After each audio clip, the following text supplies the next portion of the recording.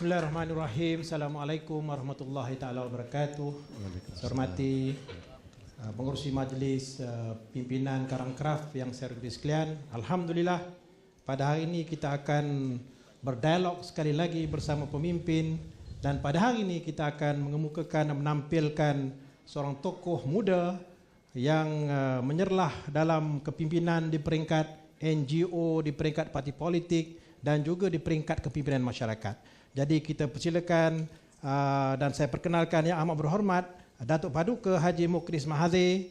Dan pada hari ini saudara dan saudara sekalian, kita akan membincangkan satu tajuk yang agak besar, yang walaupun yang amat berhormat adalah merupakan pimpinan negeri Kedah, tetapi pada hari ini kita akan berbicara berkait rapat dengan impak krisis Timur Tengah, ataupun bagi kita sepatutnya adalah impak krisis Asia Barat kepada Malaysia. Saudara dan saudara sekalian, krisis Asia Barat telah muncul selepas Perang Dunia Kedua, tetapi kemuncaknya meningkat dalam tahun 1970-an apabila berlaku campur tangan Barat dengan agak hebat di dunia ini. Tampil semula dalam tahun 2011 apabila munculnya apa yang dinamakan sebagai gerakan rakyat yang berusaha untuk menyingkirkan pemimpin-pemimpin atau pemerintah yang zalim dan menindas rakyat jelata. Maka bermula di Tunisia, kemudiannya merebak ke Libya, kemudiannya ke Mesir. Satu persatu rejim pemerintah yang lama jatuh oleh gerakan dinamakan sebagai Arab Spring. Saudara dan saudara sekalian, sudah tentu krisis ini memberikan kesan besar kepada Malaysia atas sifat kawasan ini merupakan dekat dengan rakyat jelata. Kita lihat seramai puluhan ribu, malah ratusan ribu pemimpin-pemimpin telah pun graduate daripada kawasan ini, terutamanya daripada Mesir. Malah menjadi pemimpin kerajaan, mereka menjadi pemimpin parti politik, mereka menjadi pemimpin NGOs, mereka menjadi pemimpin masyarakat. Jadi kalau kita lihat apa yang berlaku dalam krisis Asia Barat ini, sudah tentu memberikan kesan kepada Malaysia. Bak kata pepatah, cubit pe kiri, pe kanan terasa.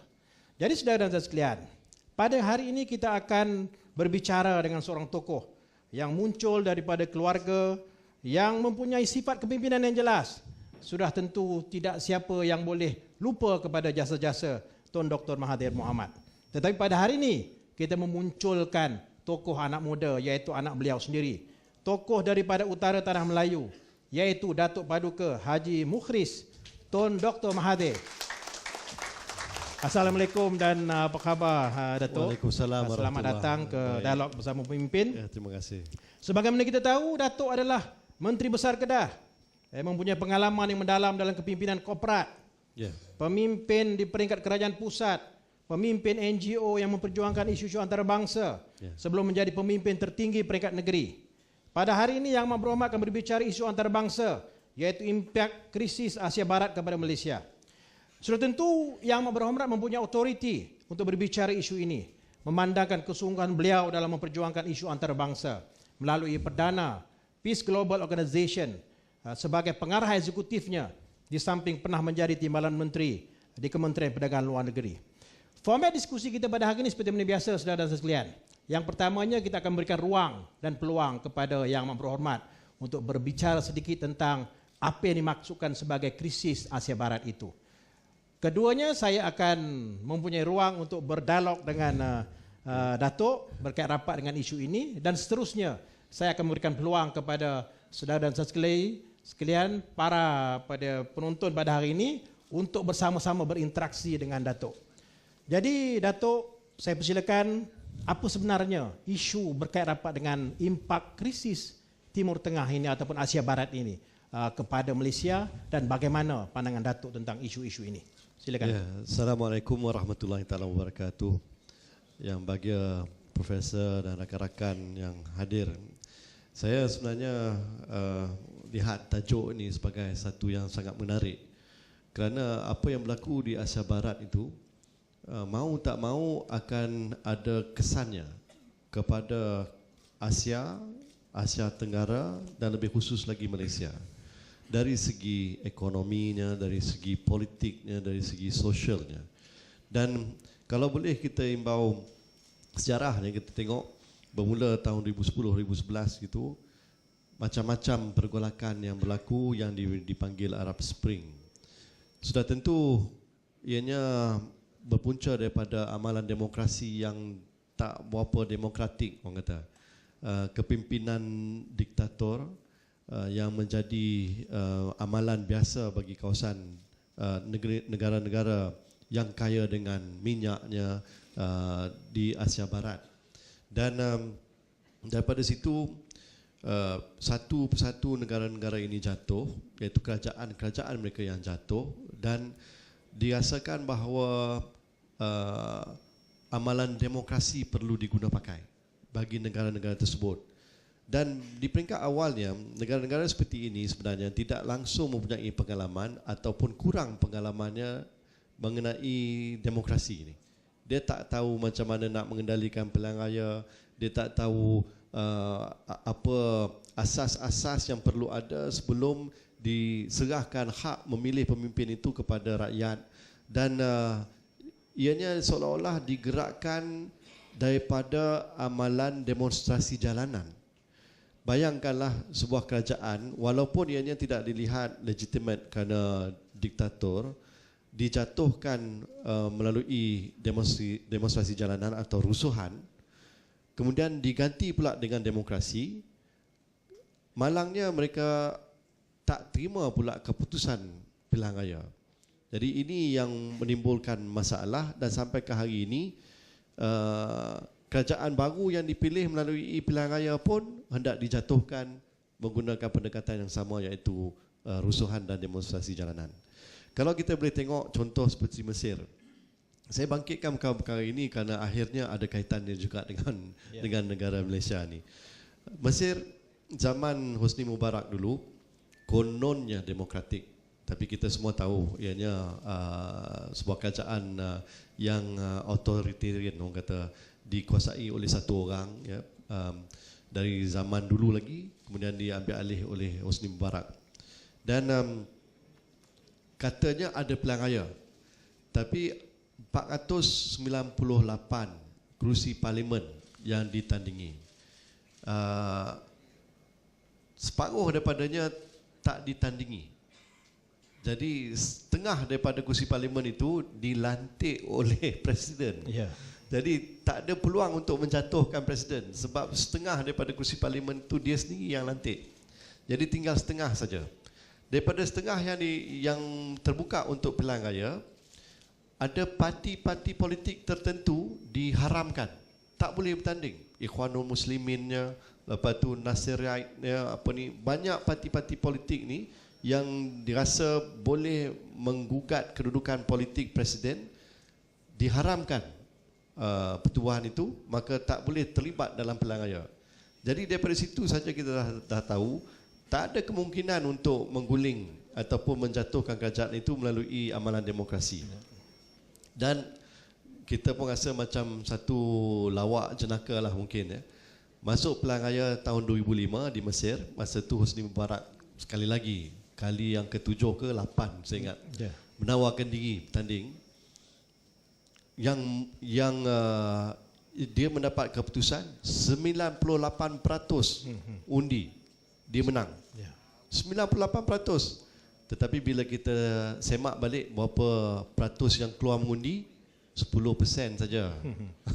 Daripada 50 juta pengundi, 5 juta orang saja yang keluar mengundi. Dan 98% daripada 5 juta itu memilih dia. Jadi akhirnya dia diguling dengan demonstrasi jalanan, tetapi demokrasi yang nak dibawa itu mungkin tak kena pada waktunya, kerana mereka ni masih belum lagi biasa dengan demokrasi. Kita tahu Presiden Morsi menang. Kali ini betul-betul 498 kursi ditandingi, hanya 10 yang dilantik oleh Presiden. Dan yang keluar mengundinya 57%. Jauh lebih tinggilah daripada yang 10% dulu ni. Jadi lebih legitimate. 24 juta orang lebih kurang yang keluar mengundi. Dan dia menang. Tapi dia menang pun 37%, sebab banyak penjuru. Dia menang. Akhirnya yang cuba menggulingkan dia itu demonstrasi jalanan. Dia kata, okey, kita akan bawa 1 juta orang ke dataran Tahrir dan dataran-dataran lain, ataupun 2 juta orang. Memang nampak ramai, tetapi yang sebenarnya keluar mengundi hari itu 27 juta orang. Jadi yang mana yang lebih ramai? Yang 27 juta itu kah, ataupun 2 juta orang yang buat demonstrasi jalanan? Jadi takkanlah atas sebab 2 juta orang ini akhirnya kerajaan itu digulingkan dan sekarang ini nak balik kepada demokrasi ke, nak balik kepada diktatorship ke, saya pun tak pasti apa yang berlaku di Mesir. Di Malaysia ini itu sebabnya saya rasakan bahawa kesan politik dan sosial itu sangat penting. Kita dah amalkan demokrasi sejak sekian lama. Yang terbaru ini pilihan raya yang ke-14. Sebab sebelum merdeka pun kita dah ada satu pilihan raya tahun 1955. Jadi dah 14 kali pilihan raya. Dan setiap kali pilihan raya, walaupun adalah tuduhan-tuduhan tertentu, akhirnya diakui bahawa semuanya dijalankan secara telus dan terbuka, adil semuanya. Dan malah dalam pilihan raya kita, Barisan Nasional yang biasa menguasai kerajaan ni tak selalunya menang. Ada negeri kita kalah, jumlah kursi parlimen kita menurun. Jadi tak adalah tuduhan yang kita tak telus, tak terbuka, tak adil dalam pilihan raya. Saya ingat demokrasi yang kita amalkan masih demokrasi yang sesuai dengan keadaan kita di Malaysia. Tak perlulah kita nak terikut-ikut dengan apa yang berlaku di negara-negara Arab itu. Okey, terima kasih kepada Datuk. Cuba kita nak melihat kepada sebenarnya apa kesan krisis Asia Barat itu kepada ekonomi Malaysia, sama ada secara langsung atau tidak langsung. Kerana kalau kita lihat dalam konteks apa yang berlaku, sudah tentu ada kesan-kesannya secara direct, dan kebetulan pula Datuk pernah menduduki jawatan sebagai Timbalan Menteri di MITI. Sudah tentu ada kesan yang langsung ataupun tidak langsung. Kalau Datuk boleh. Ada kesan secara langsung. Yang pertamanya kesan krisis di Asia Barat kepada contohnya Amerika Syarikat agak terhad kerana jumlah minyak yang diimport daripada Asia Barat ke Amerika itu cuma 12% daripada keperluan Amerika. Ke Eropah 32%, tetapi di Asia ni 75%. Kita sangat-sangat bergantung kepada minyak daripada Asia Barat. Jadi dan laluan seperti Selat Melaka ni sangat pentinglah untuk pengangkutan minyak-minyak daripada Asia Barat ke negara seperti China dan Jepun. Oleh kerana itu kita bimbang dengan krisis yang berlarutan di Asia Barat ini, mungkin harga minyak akan semakin meningkat. Dan yang paling terkesan ialah kita di Asia dan juga di Asia di Asia Tenggara ini. Oleh kerana itu sudah pun ada desakan-desakan supaya negara seperti Malaysia ini melihat bagaimana kita nak menggunakan sumber tenaga alternatif. Jadi kita ni dah ada solar, dah ada gunakan bahan api yang lain, batu arang, gas, hidro. Jadi ini semuanya perlu kita beri perhatian kerana kebergantungan kita kepada minyak daripada Asia Barat ini menimbulkan ketidaktentuan mengenai masa depan kita. Setiap kali berlaku perang, harga minyak naik. Jadi dan baru-baru ini pun timbul kontroversi apabila harga minyak semakin naik bila subsidi diturunkan. Jadi ini kerana kita terlalu bergantung kepada import. Dan kalau kita tidak lebih berdikari dalam soal pengurusan tenaga kita, saya bimbang kemelut yang berlaku di Asia Barat itu akan lebih menekan kita di sini.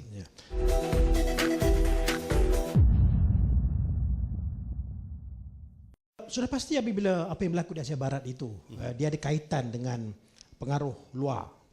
Dalam konteks ini kita lihat pengaruh Barat, misal kata Amerika Syarikat, campur tangan Amerika Syarikat. Kita lihat campur tangan negara-negara Eropah untuk memastikan supaya sumber ekonomi itu dapat dimiliki. Okey. Berkait dengan isu itu, Datuk, saya nak sentuh dalam konteks Malaysia ini.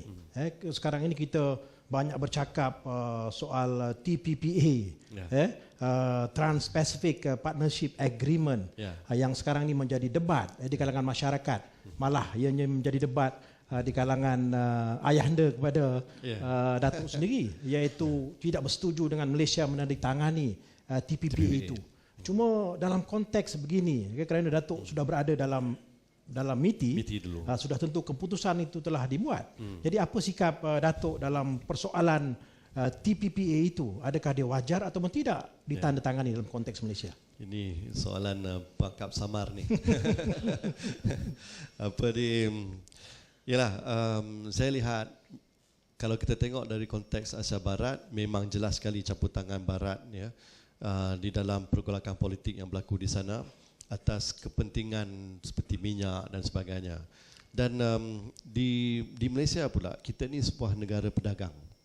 Negara yang kecil ini, 28.5 juta penduduk ni, merupakan negara pedagang yang ke-17 terbesar di dunia. Ya, itu ramai orang tak tahu. Dan yang menarik dalam konteks TPPA ni nanti, rakan dagangan kita yang terbesar ialah China. Sejak 1 bulan Januari 2010, China menjadi negara pedagang yang terbesar bagi Malaysia, mengatasi Amerika Syarikat, Jepun dan sebagainya. Dan dalam soal TPPA, kalau tak silap lebih kurang 12 negara yang terlibat. Ianya dianggap sebagai FTA yang berkualiti tinggi, katanya. Jadi definisi kualiti tinggi itu kita nak kena ulaslah. Dan kita dapati bahawa dalam proses rundingan itu, setiap negara ke-12-nya, termasuk Amerika Syarikat, dia akan ada dia punya senarai perkara-perkara yang nak dirunding, dan ada perkara yang dia kata wajib kita mesti pertahankan benda ni. Yang lain ni okeylah, mungkin kita boleh kompromi sikit. Yang lain pula lagi, okey, yang ni kita boleh lepaskan, tak kisah kan. Jadi apa yang berlaku sekarang ni, dokumen itu bocor. Masuk dalam WikiLeaks lah, masuk dalam macam-macam dalam internet tu kita akan dapat. Kita boleh cari yang Australia punya kata apa, yang Amerika Syarikat punya kata apa, bocor benda tu. Mungkin tak tahu yang Malaysia punya pun, saya tak tahu kalau dah ada kat situ. Bila orang baca yang itu, memang mengejutkan sebab Amerika Syarikat nak yang ini, yang itu, ini, mana boleh. Kita tak akan benarkan. Jadi orang buat macam-macam andaian. Kononnya perkara-perkara itu telah pun dipersetujui. Ini tidak benar. Kerana itu dokumen yang menyatakan positioning ataupun kedudukan negara itu saja, dia belum lagi runding. Dia punya must have tu. Lepas tu ada senarai need to have, lepas tu ada senarai okey lah let go pun tak apa kan. Jadi yang ini yang terbocor. Dokumen yang dirundingkan itu belum lagi dimuktamadkan, itu yang saya fahamkan. Dan apa yang kerap kita dengar daripada kerajaan ialah tidak akan ditandatangani satu perjanjian kalau didapati ada sebarang perkara yang memudaratkan ataupun tidak mempertahankan kepentingan negara kita. Jadi saya pegang kepada janji itu. Dan sewaktu saya Timbalan Menteri dulu pun macam itu jugalah yang saya jawab di Parlimen apabila diacu soalan ini. Dan saya kata jangan bimbang, kerajaan pun dah tentu akan meletakkan kepentingan negara di peringkat teratas sekali. Kita akan runding dan kita akan tengok mana-mana yang kita tak setuju tu kita akan apa yang kita panggil carve out, kita keluarkan. Tak boleh bincang langsung perkara ni. Jadi antara perkara yang dianggap sensitif, perolehan kerajaan, government procurement panggil. Kemudian soal macam perubatan, kita nak beli ubat dan sebagainya, perkara-perkara macam ini memang sensitif bagi kita. Jadi dan ada juga yang dibangkitkan soal kalaulah dah dimeterai perjanjian ini, kalau sebuah syarikat luar melabur di Malaysia dan kita buat polisi-polisi baru yang menidakkan hak dia untuk berniaga di dalam negara kita, dia ada hak untuk menyaman kerajaan. Itu berlaku di New Zealand, di Australia. Dan yang ini kita beri perhatian, kita tak akan benarkan perkara seperti itu berlaku. Cuma concern daripada NGO, concern daripada ahli-ahli politik. Dia melihat TPP itu penting supaya jangan Malaysia itu dipengaruhi oleh Amerika Syarikat dari segi pembuatan keputusan. Tetapi concern daripada masyarakat itu adalah berdasarkan kepada pengalaman kita, pengalaman negosiasi kita ataupun perundingan kita yang selalunya memperlihatkan bahawa Malaysia itu lebih mengalah kepada kuasa-kuasa lain. Kalau boleh ada Datuk komen. Kalau kita baca artikel daripada ayahanda saya sendiri, dia yang ada banyak pengalaman berurusan dengan Amerika ni, dia kata tidak ada satu perkara pun yang Amerika buat yang tidak mementingkan diri dia melebihi pihak-pihak lain. Itu saya ingat satu hakikat yang semua kita kena terima. Dan kalau dia setuju, maksudnya ada udang sebalik batu. Jadi jadi kita kena hati-hati dalam hal ni. Dan kadang-kadang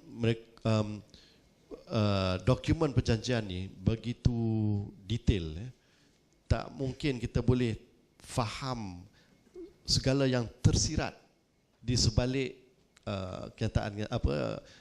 perkataan-perkataan ni. Jadi itu yang membimbangkan. Apabila saya sendiri berbincang dengan Menteri Perdagangan Antarabangsa dan Industri, iaitu bos lama saya juga, Datuk Seri Mustafa Muhammad, saya bagi pihak negeri Kedah pun ada menimbulkan sedikit kebimbangan soal pertanian, soal IKS, soal hak intelek. Jadi dan beliau dengar pandangan kami itu dan memberi jaminan bahawa sebelum sebarang dokumen dipersetujui, kita akan dapat lihat dulu dan tengok sekali lagi adakah ini boleh kita sign ataupun tidak. Kalau rasa-rasa macam di saat-saat akhir itu tak payahlah. Jadi mungkin saya rasakan bahawa ianya tidak akan ditandatangani.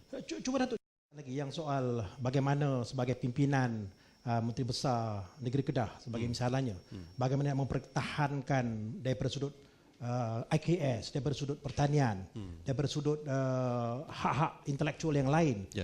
Apakah perincian tu, kalau boleh Datuk jelaskan kepada audiens di sini? Soal pertanian, Kedah merupakan periuk nasi negara. Walaupun begitu, Malaysia merupakan net importer kepada beras. Maksudnya kita terpaksa mengimport apa yang kita keluarkan dalaman ini tidak mencukupi untuk menampung permintaan dalam negara. Dan walaupun begitu, Kedah memang bersikap protektif lah terhadap industri pertanian, khususnya padi. Ini satu-satunya sumber hasil bagi Kedah.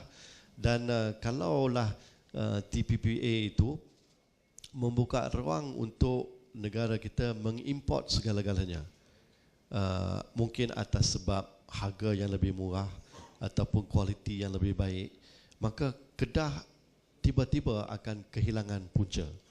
Jadi yang ini yang menimbulkan kebimbangan itu. Yang keduanya soal IKS, akses kepada pasaran. Jadi bayangkanlah produk IKS daripada luar negara yang masuk ke dalam pasaran kita, kita akan dapati mereka di Tesco, di Jasco, di semualah berderet-deret produk import yang mungkin boleh dibuat oleh syarikat tempatan kita, tetapi tak boleh bersaing dari segi kualiti dan harga.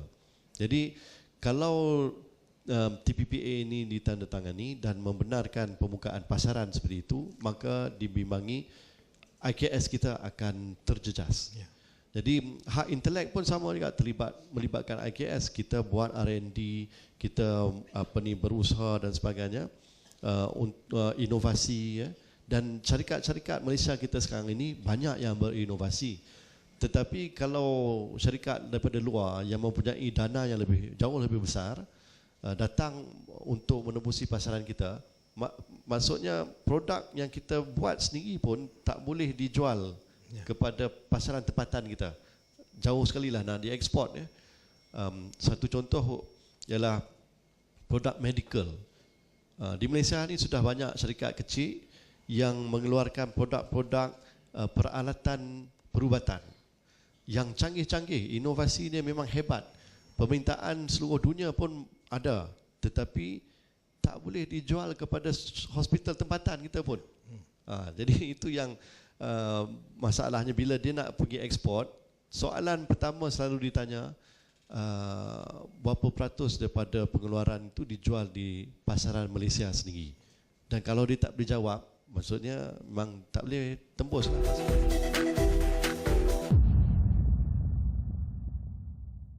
Datuk di awal tadi, Datuk ada menyebutkan soal kejatuhan rejim-rejim.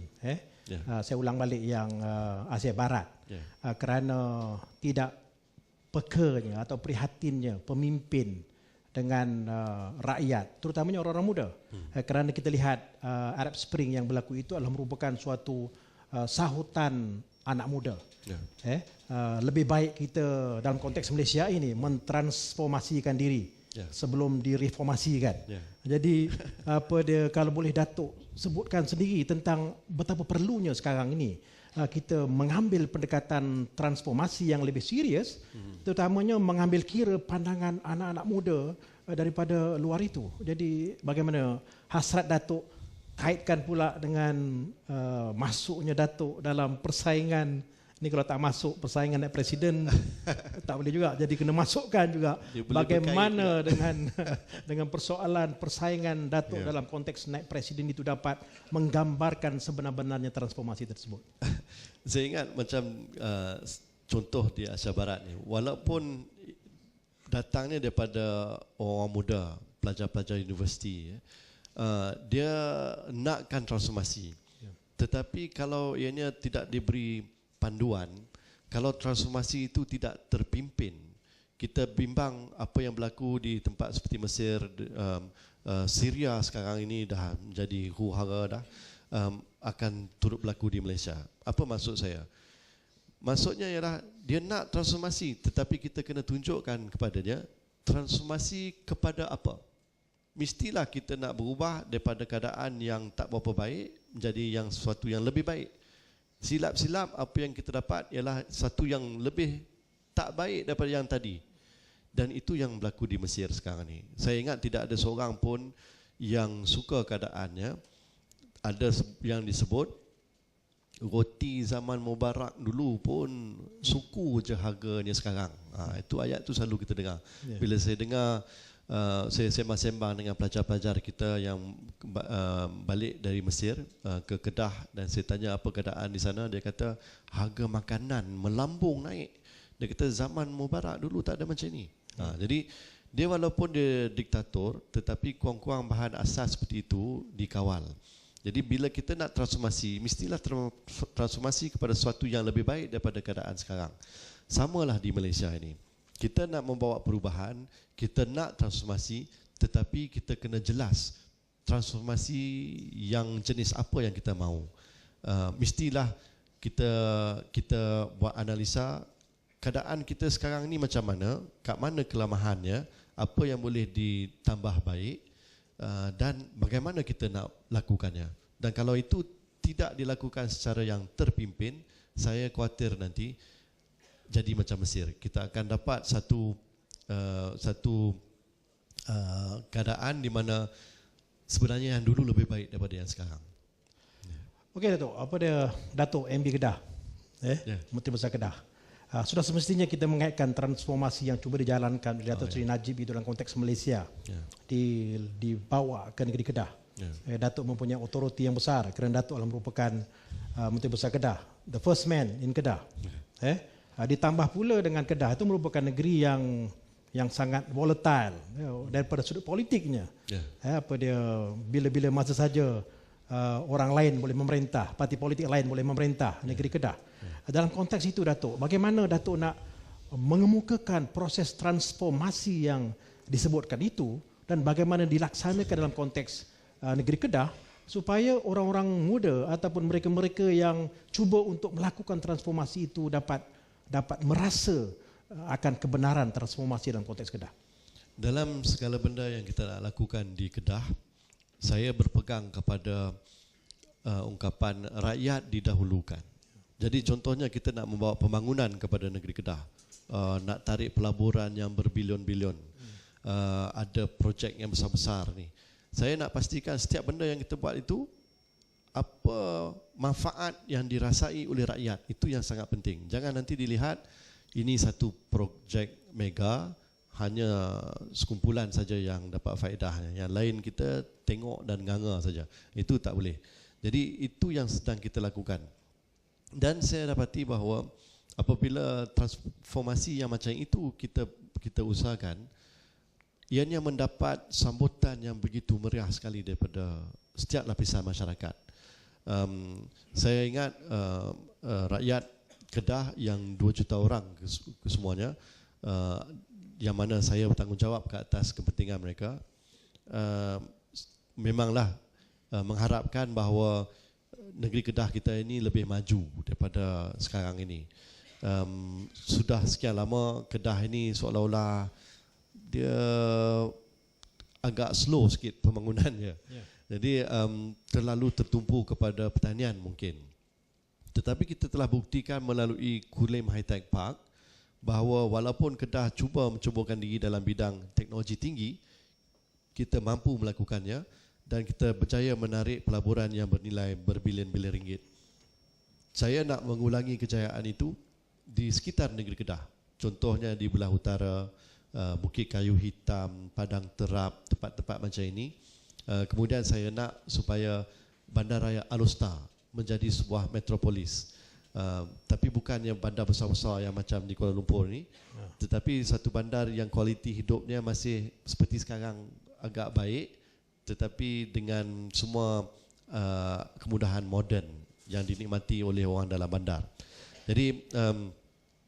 Jadi saya ingat selagi kita beri perhatian kepada kepentingan rakyat, kita akan terus mendapat sokongan dan apa keadaan politik sekalipun, sokongan rakyat itu tetap memihak kepada orang yang membawa perubahan positif kepada negeri itu.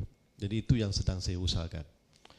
Okey Datuk, apa ada alang-alang kita terus pada politik je lah, senang cerita.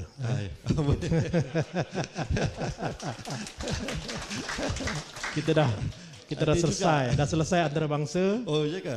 Kita pergi pada nasional, politik nasional. Apa dia, pasal masa panjang lagi. Jadi kita gunakan ruang.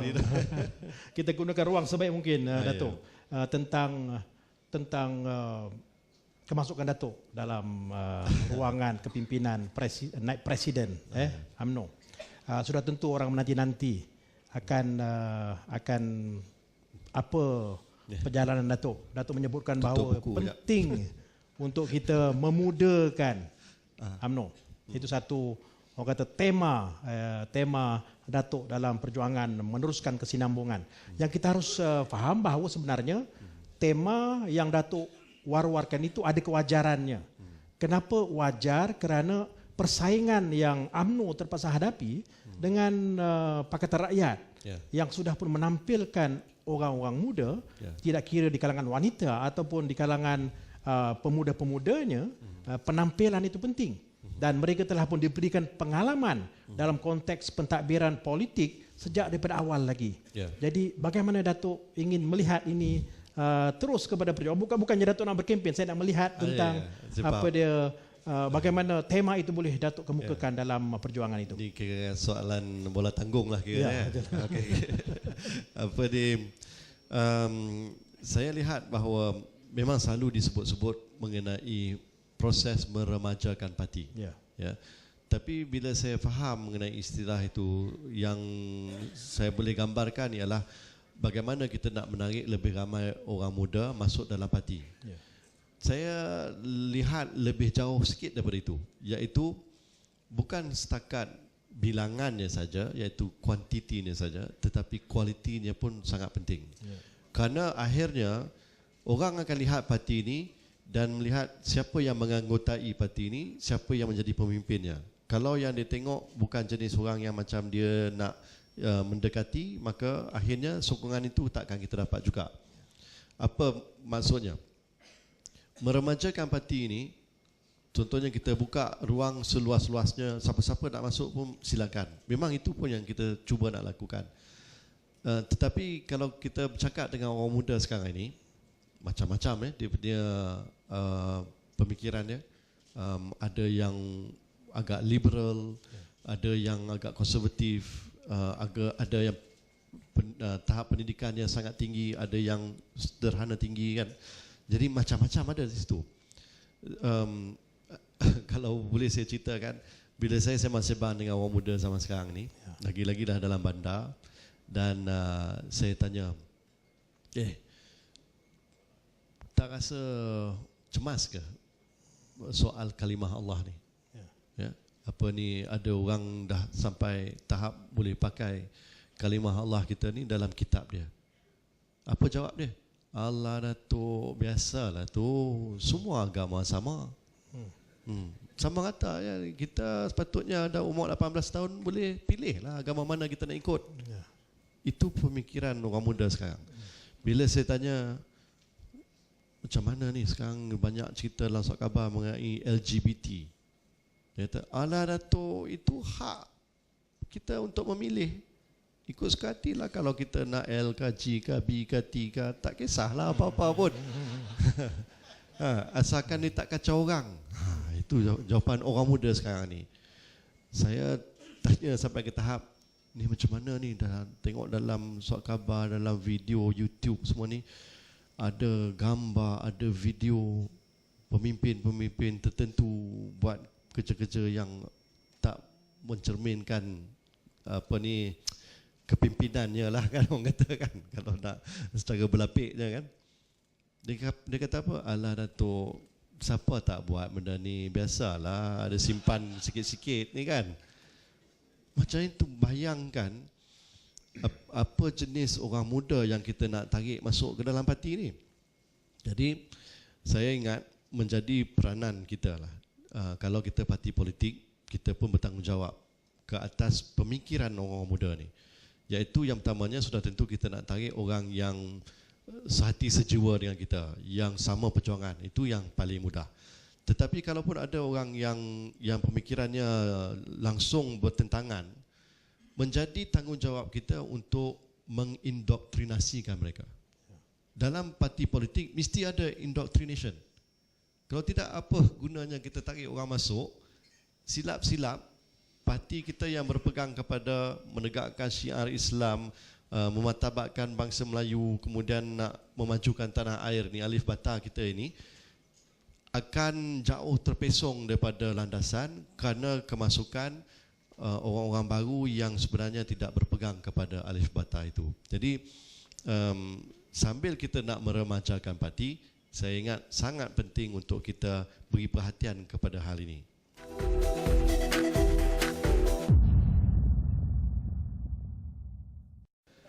Datuk masuk politik, tentu dengan kewibawaan Datuk sendiri sebagai ahli politik. Tetapi orang di luar sana semua mengatakan bahawa Datuk ni anak bapa. Persoalan anak bapa, macam cerita Piramli, anak bapa. Jadi bagaimana Datuk nak menangkis ataupun menyatakan bahawa anak bapa memang anak bapa, tetapi Datuk sendiri adalah merupakan pemimpin yang ada pendirian sendiri dalam beberapa aspek tertentu. Jadi kalau boleh Datuk komen menyatakan. Saya ingat itu dah memang nasib badan saya lah kot kan. Nasib badan ni ada dua maksud dia. Ya, nasib badan kerana bin saya pun Mahathir. Jadi orang kenal Dr. Mahathir, jadi dia anggap saya ni mempunyai ketokohan ke apa ke dalam DNA atau jin saya. Itu satu hal. Tetapi nasib badan saya juga ialah mempunyai seorang ayah yang nak saya dicabar dulu. So dia tak akan bantu, buat sendiri daripada awal lagi. Satu contohnya, kawan-kawan saya yang lain masuk sekolah yang berdekatan dengan rumah, saya dihantar ke Maktab Rendah Sains Mara di Pegalan Cepa, Kelantan. Jauh daripada keluarga saya. Dan di Kelantan apa tu. Jadi 5 tahun di Kelantan. Jadi apa ni, dan waktu itu dia Menteri Pelajaran. Jadi kalau dia nak masukkan saya masuk dalam sekolah asrama penuh bawah Kementerian Pelajaran pun senang. Tapi dia buat keputusan masuk dalam MARA. Jadi di situ kita dah nampak yang dia nak suruh saya berdikari daripada umur yang agak muda, 12 hingga 17. Kemudian habis saja kawan-kawan saya ramai yang mendapat tawaran untuk melanjutkan pelajaran ke Amerika Syarikat, ke UK dan sebagainya. Ayah saya kata tak boleh, pergi Jepun. Jepun pula dah gitu kan. Dengan bahasanya, dengan makanannya kita tak reti kan. Jadi memang payah dan tak ada beasiswa. Saya kena kerja sambil belajar. Jadi pergi sekolah belah pagi, belah petang kena pergi kerja. Umur 17 tahun. Pakai suit ni pergi kerja dekat satu bank. Dapat gaji tu, itulah saya guna untuk bayar yuran sekolah sampai ke universiti. Balik ke sini berminat dalam politik, tapi dia tak benarkan kerana dia nak elak daripada dituduh mengamalkan nepotisme. Dia tunggu sampai, saya tunggu sampai dia dah bersara tahun 2003, mujur dia tak tangguh lagi sampai setahun 2 tahun. Kerana kalau dia tangguh setahun, saya dah tak layak untuk bertanding Exco Pemuda. Sebab saya masuk bertanding umur saya 39. Jadi dia punya limit dia 40 tahun. Dan saya selalu sebut ya, kali pertama saya menawarkan diri bertanding dalam UMNO, Ketua Pemuda Gubang Pasu.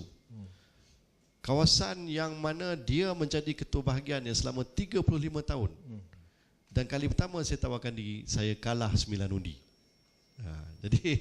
Jadi nampaknya tak ada langsunglah aura Tun Mahathir tu dalam hal nak bertanding ketua pemuda aja, bukannya yang lebih tinggi daripada itu.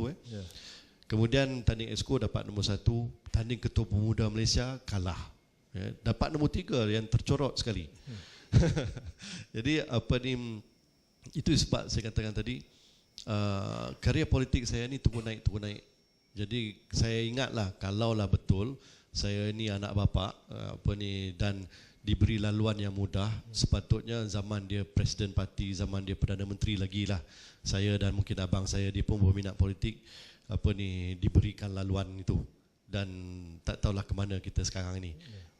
Tetapi saya rasa sangat bertuah juga kerana saya sampai ke destinasi dalam keadaan yang tercalar, tetapi itulah yang memberi kematangan kepada diri saya untuk mengharungi segala cabaran ini. Okey, kita habis sesi pertama. Saya kira jawapan peribadi, jawapan nasional, jawapan internasional sudah pun diberikan dengan baik oleh Datuk Paduka Mukhris Mahathir. Saya kira kita harus berikan tepukan kepada beliau kerana kebijaksanaan dalam menjawab beberapa pertanyaan-pertanyaan itu.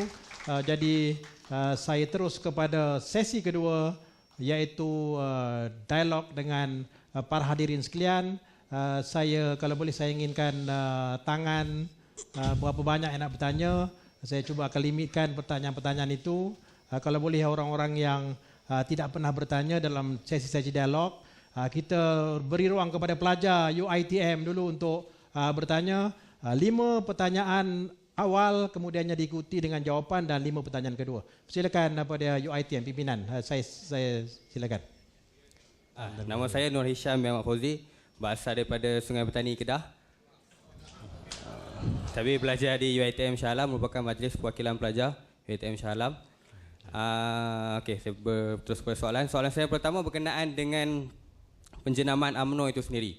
UMNO pada saya lihat sebelum-sebelum ini lebih mengutamakan pelajar antarabangsa, iaitu Kelab UMNO luar negara. Menyebabkan mahasiswa dalam IPTA, mahasiswa di Malaysia ini kurang diberi perhatian oleh UMNO itu sendiri. Dan yang kedua, saya bertanya sedikit berkenaan slogan berani berubah. Apakah yang dimasukkan dengan berani berubah itu perubahan ke tahap ke mana, dan bagaimana pada orang-orang yang terlalu lama dalam UMNO itu sehinggakan orang-orang muda macam kami dan bakal-bakal pemimpin ini gagal untuk naik ke atas disebabkan orang lama. Terima kasih. Kena sebut tu Sungai Petani, Kedah.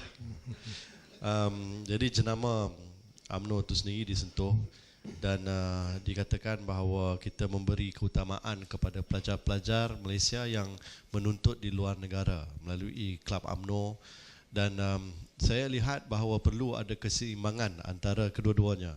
Sebab kita nak sebenarnya golongan terpelajar melibatkan diri di dalam parti kita ini. Kita sering mendengar bahawa begitu payah untuk kumpulan terpelajar, termasuklah kumpulan profesional muda, untuk aktif di dalam politik UMNO kerana disekat oleh pihak-pihak yang mempunyai kepentingan di peringkat cawangan, peringkat bahagian. Dan oleh kerana itu saya lihat bahawa kedua-duanya penting. Yang terpelajar di universiti tempatan, terpelajar di universiti luar negara pun mesti kita tarik, kerana mereka inilah yang akan mewarisi perjuangan, yang akan mengambil alih tampuk kepimpinan negara ini. Dan kalau dia ada sedikit pun minat untuk bersama kita dalam UMNO, kita mesti buka ruang kepada mereka. Jangan kita sekali-kali halang, kerana saya ingat ayah saya pun selalu ceritalah, kalau yang tak berapa cerdik menjadi pemimpin di peringkat mana-manalah, di bawah ke atas ke mana pun, dan dia rasa terancam oleh orang yang lebih terpelajar daripada dia, maka dia akan pilih orang yang kurang cerdik daripada dia. Jadi, dan ini akan berlaku, akhirnya yang tinggal pun tak tahu apalah, IQ pun 1 digit sajalah kot, kan. Jadi jadi itu memang akan mengakibatkan kita tidak relevan lagi dalam arus politik negara kita ini. Jadi kalau saya faham soalan itu, maksudnya kita nak kena mendekati diri lebih kepada pelajar-pelajar di dalam dan di luar negara. InsyaAllah itulah yang akan kita lakukan. Soal berani berubah ini, saya ingat saya dah sentuh sedikit mengenai transformasi, dan saya rasakan bahawa kalaulah kita benar-benar mahukan transformasi ataupun perubahan, kita mestilah berani. Ya. Kalau kita tak berani ini, maka payahlah kita nak buat. Kerana kita ni kadang-kadang dalam zon selesa, tak mau keluar daripada zon selesa, tak berani nak menerokai bahaya-bahaya yang berada di luar zon tersebut. Jadi sampai bila kita akan buat perkara yang sama berulang-ulang kali?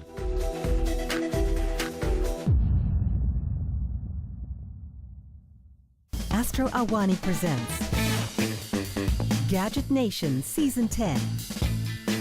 Gadget Nation brings you the latest news and updates about technology and the web.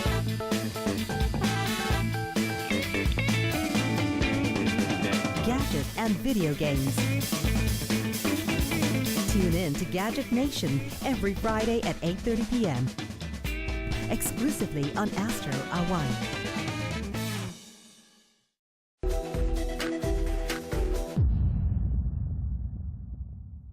Berani berubah.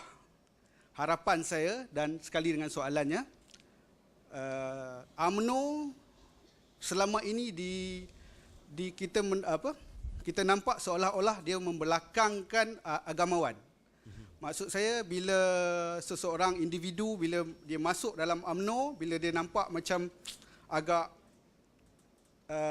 menyerlah, dia akan di-frozenkan. Seolah-olah UMNO takut pada bayang-bayang. Itu pandangan saya. Kita tunggu Fatou Bari besok dia menang ke tidak. Dan saya harap dengan adanya pemimpin yang berani berubah macam Datuk, dapat membawa satu transformasi baru di dalam UMNO dan seterusnya pemerintahan negara. Terima kasih, Datuk. Terima kasih. Soal dilihat macam UMNO ni membelakangkan agamawan. Jadi ini satu yang perlu kita ubah, ya. Kerana UMNO ni daripada dulu ada tokoh-tokoh agamanya. Daripada Tan Sri Wan Mokhtarnya dulu, Tan Sri Yusof Nurnya, Tan Sri Hamid Osmannya, dan biasanya bila mereka ini bertanding, majlis tertinggi nombor 1, nombor 2. Ini memang dulu memang macam itu. Dia cuma sekarang ini aja yang tokoh-tokoh agama ni dia ada tu ada tapi tak dapat markah tinggi dalam apa pemilihan parti. Saya harap perkara seperti itu boleh berubah lah. Kerana penat bila kita berhadapan dengan PAS contohnya, dia seakan-akan kita ni macam tak berupaya untuk mematahkan hujah-hujah mereka. Sekarang ini dalam soal Syiah, belah sana nampaknya tak berapa serius nak bersama kita menyekat penyebaran fahaman Syiah. Belah kita pula tak cukup orang untuk bahas. Ustaz Fatul ada kat sini, dia memang antara yang lantang lah, masuk dalam YouTube semua duk terangkan mengenai perkara ni kan. Tapi tak ramai, kita perlukan lebih ramai lagi. Saya balik ke kampung saya, masjid-masjid tanya saya, ada tak orang boleh datang masjid kami ni bagi ceramah sikit mengenai apa sebenarnya Syiah ni. Sebab dia tak tahu apa beza Sunni dengan Syiah. Tidakkah itu dua-duanya Islam? Kenapa kita nak bertengkar dengan dia orang? Jadi itu perlu kita perjelaskan. Dan saya syorkan lah kalau boleh, sepatutnya boleh lah kan, apa yang menghalang kita sebenarnya, kalau kita membuka ruang seluas-luasnya supaya ulama-ulama ini bersama-sama kita dalam perjuangan. Dan kalau itu dapat kita lakukan, saya percaya orang yang dulunya melihat UMNO ini menjauhi agama akan kembali bersama kita. Dan orang yang dulunya rasakan PAS itu mewakili agama akan sedar bahawa kita pun 2 kalimah syahadat juga. Kita pun semayang 5 waktu juga. Kita pun se-Islam sama dengan mereka juga, dan tak ada sebabnya dilihat macam kita ni sampai tahap kafir pun adalah yang dulu ni kan. Dan perkara-perkara itu tak berlaku lagi. Saya ingin menutup sesi soal jawab ini. Mungkin lepas ni ada lagi kot, tak tahulah Prof kan. Tapi nak menyatakan bahawa kami di Kedah memanglah soal agama ni sangat penting. Ini memang dah menjadi adin, dah menjadi cara hidup. Dan segala benda yang kita lakukan, kita fikirkan soal agama juga. Apa yang boleh, apa yang tak boleh. Dan kita gunakan masjid contohnya untuk menyatu padukan, bukan sekali-kali untuk mencah belahkan. Itu sebabnya dalam enactment syariah baru-baru ni, malah di dalam titah ucapan perasmian tuanku di sidang Dewan Undangan Negeri Kedah, di dalam titah ucapan yang Tamak Mulia Tunku Bendahara, disentuh soal masjid mestilah digunakan hanya untuk perkara-perkara yang menyatu padukan, bukannya memecah belahkan. Maksudnya khutbah pun janganlah mengusik jiwa orang kan, jangan menyentuh peribadi, jangan nak mengkritik orang. Mesti kita nak memupuk perpaduan. Dan itu salah satu pendekatan yang sangat-sangat penting. Kalau kita pergi masjid pun kita rasa tak sedap hati, habis je dengan khutbah nak sembahyang Jumaat, jadi kat mana lagi kita boleh duduk sekali, ya? Dan saya rasakan kalau setiap orang, khususnya yang beragama Islam di negeri Kedah ini, sedar bahawa hidupnya kita di dunia ini hanya sementara, dan kita mempunyai tanggungjawab dan peranan. Bangkit pagi-pagi pun kita sedar kita buat segala benda ni semata-mata kerana Allah, maka insya-Allah ya, soal perpecahan ini saya ingat dapat kita atasi bersama. Saya ingat satu aja lah kot.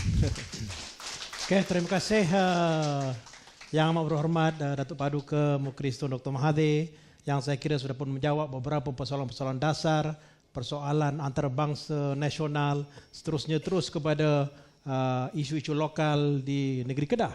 Dan saya kira sebagai pemimpin NGO, pemimpin masyarakat, pemimpin kerajaan negeri, beliau telah berupaya untuk menjawab beberapa persoalan besar tadi, dan kita berikan tepukan gemuruh kepada Datuk Paduka Mukris Tun Dr. Mahathir.